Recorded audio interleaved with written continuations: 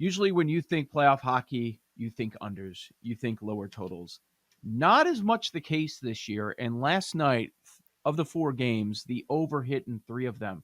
Why do you think scoring's up?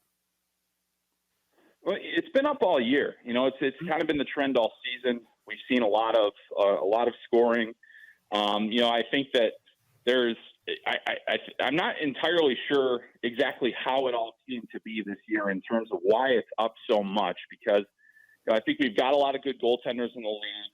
Maybe not as many of the high end guys as we've had in years past, where maybe there's 6 or 7 guys that you'd say, okay, I take him over anybody, and then the rest is just kind of take it or leave it. But I think it's especially in the East.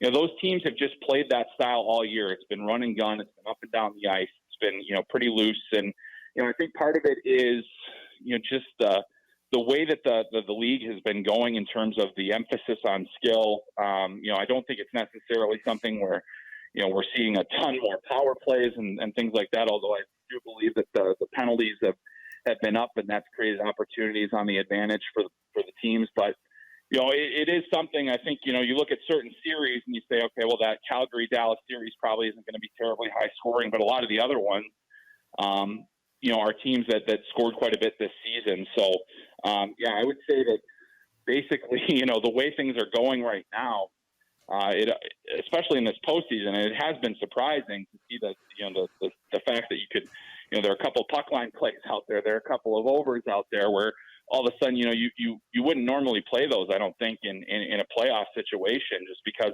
there's such an emphasis on goal prevention. But it just seems like the trend of the regular season has continued into the playoffs.